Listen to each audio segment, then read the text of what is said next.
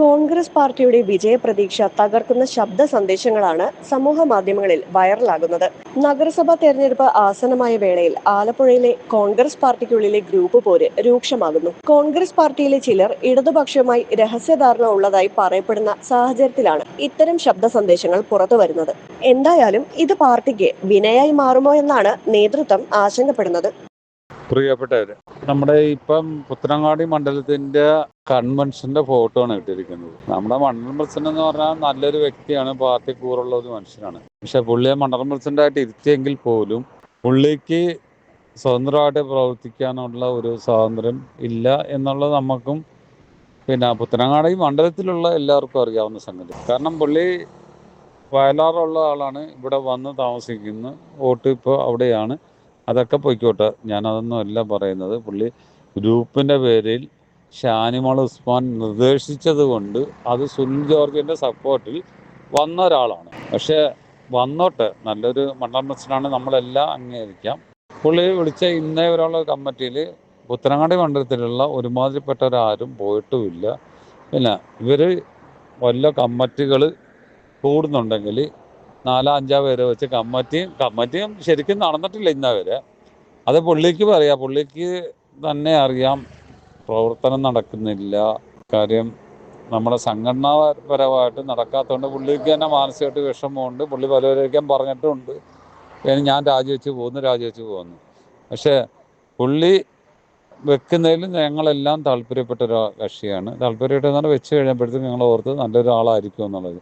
പക്ഷെ പുള്ളിക്കുള്ള സ്വാതന്ത്ര്യം ഇല്ല. കാര്യം അതിൻ്റെ ആളെന്ന് വെച്ചാൽ ഇവിടുത്തെ ഈ പാർട്ടിയുടെ ഏറ്റവും വലിയ ശാപം എന്ന് പറഞ്ഞാൽ ഈ പുത്തനങ്ങാടി മണ്ഡലത്തിൽ സുനിൽ ജോർജാണ്. കാര്യം 5000-6000 വോട്ടിൻ്റെ ലീഡ് മേടിച്ചിരുന്ന സ്ഥലത്ത് ഒന്നും ഇല്ലാതാക്കിയത് ഇയാൾ തന്നെ. ഇയാൾ ഗ്രൂപ്പ് കളിച്ചും ഇങ്ങനെ പ്രശ്നങ്ങളുണ്ടാക്കിയും ഒരു ഗുണ്ടയും കൊണ്ട് നടക്കുന്നുണ്ട്. അതായത് പാലുകാരൻ മുജീബ്. ഞാൻ പേരെടുത്ത് പറയാം, കാരണം എന്താ പറയുക, ഈ പേരെടുത്ത് പറഞ്ഞെന്നും പറഞ്ഞ് എൻ്റെ കാലൊന്നും വെട്ടാൻ ഇവനൊന്നും വരുത്തില്ല.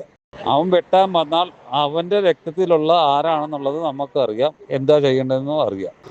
ഈ പാവത്തങ്ങളെ വിളിച്ചിട്ട് സജീവ് ഭട്ട് ബ്ലോക്ക് സെക്രട്ടറി അല്ല ബ്ലോക്ക് പ്രസിഡന്റിനെ വിളിച്ചിട്ട് വരട്ടുക, പാവത്തങ്ങളെ വിളിച്ച് വരട്ടി ഒരുപാട് പേര് ഈ പാർട്ടിയിൽ നിന്ന് പോയി. ഇവനും സുനിലും കാരണം പലവരും അതിന് സപ്പോർട്ട് ചെയ്യുന്ന ഷാനിമോൾ ഉസ്മാൻ. ഈ ഷാനിമോൾ ഉസ്മാന് ഇവിടെ കടന്ന് എല്ലാ തന്തയിലാഴിയെയും കാണിക്കുകയും ചെയ്യും.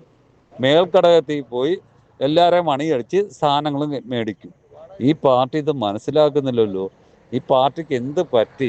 നേതാക്കന്മാർക്ക് കഴിവ് ഇങ്ങനെ ഈ തന്തയിലാഴിയെ കാണിക്കുന്ന യുവന്മാരെ പുറത്താക്കാനോ അല്ലെങ്കിൽ കാരണം ചോദിക്കാനോ ഒരു ധൈര്യം പോലും കാണിക്കാത്ത ഈ പ്രസ്ഥാനം എങ്ങോട്ടാ പോകുന്നത്? ഈ മുനിസിപ്പൽ ഇലക്ഷന് നമ്മൾ ഭരണം പിടിക്കണമെന്നൊക്കെ പറയുന്നില്ലേ, എങ്ങനെ പിടിക്കാൻ പറ്റും?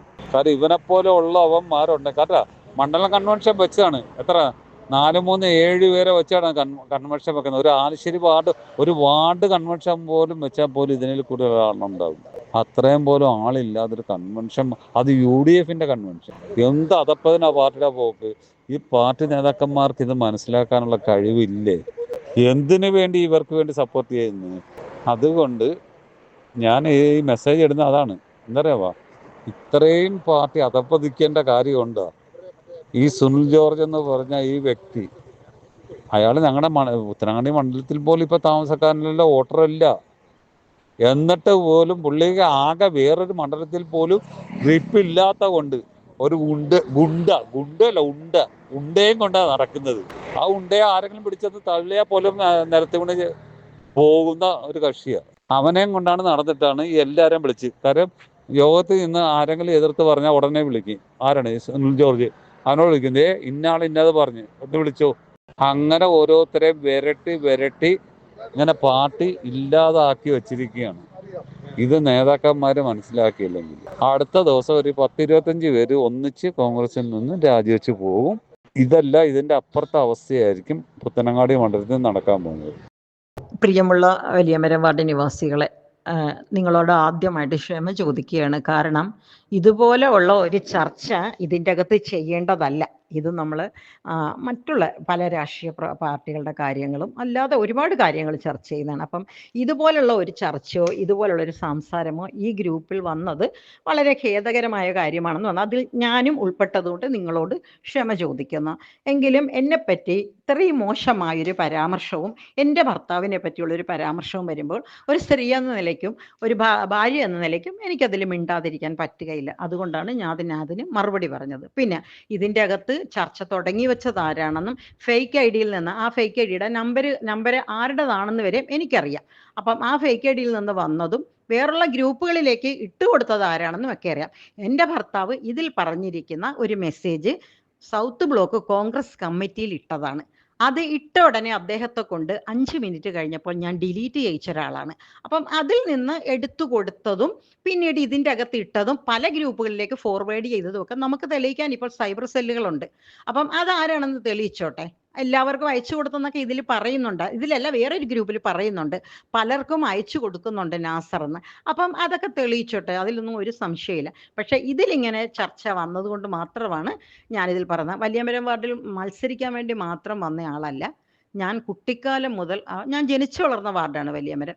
എൻ്റെ സ്കൂൾ പഠനവും മദ്രസ പഠനവും എൻ്റെ കോളേജ് വിദ്യാഭ്യാസവും എല്ലാം കഴിഞ്ഞത് വലിയമരത്ത് വെച്ചാണ്. പിന്നെയാണ് ഞാൻ മത്സരിക്കാൻ അവിടെ വരുന്നത്.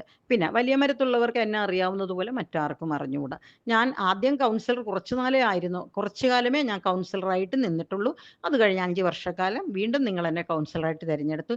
ഈ കാലയളവിലെല്ലാം തന്നെ ഞാൻ എങ്ങനെയാണ് നിങ്ങളോട് പെരുമാറിയതെന്ന്, അത് ആരോടാണേലും, പുരുഷന്മാരോടാണേലും കുട്ടികളോടാണേലും മുതിർന്നവരോടാണേലും എല്ലാവരോടും ഞാൻ എങ്ങനെയാണ് പെരുമാറിയതെന്ന് നിങ്ങൾക്കറിയാം. ആ സർട്ടിഫിക്കറ്റ് മാത്രമേ എനിക്ക് മതി. വേറെ ആരെയും ബോധ്യപ്പെടുത്തേണ്ട കാര്യം എനിക്കില്ല.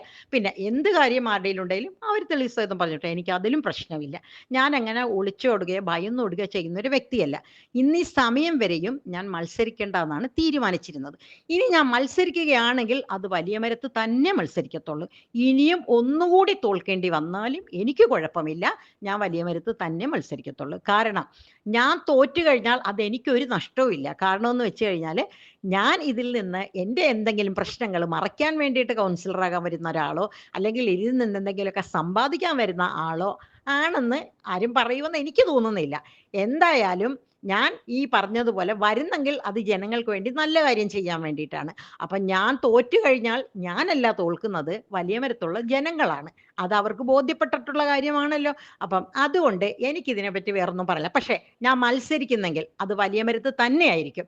ഇനി ആരൊക്കെ എന്തൊക്കെ കോലാഹലം ഉണ്ടാക്കിയാലും എന്തെല്ലാം ആരോപണങ്ങൾ പറഞ്ഞാലും ഏത് റിബലിനെ കൊണ്ടുവന്നാലും എന്തൊക്കെ ഗുണ്ടായിസം കാണിച്ചാലും ശരി, സീനത്ത് നാസറിൻ്റെ ഒരു മത്സരം ഉണ്ടെങ്കിൽ അത് വലിയമരം വാർഡിൽ നിന്ന് തന്നെയായിരിക്കും.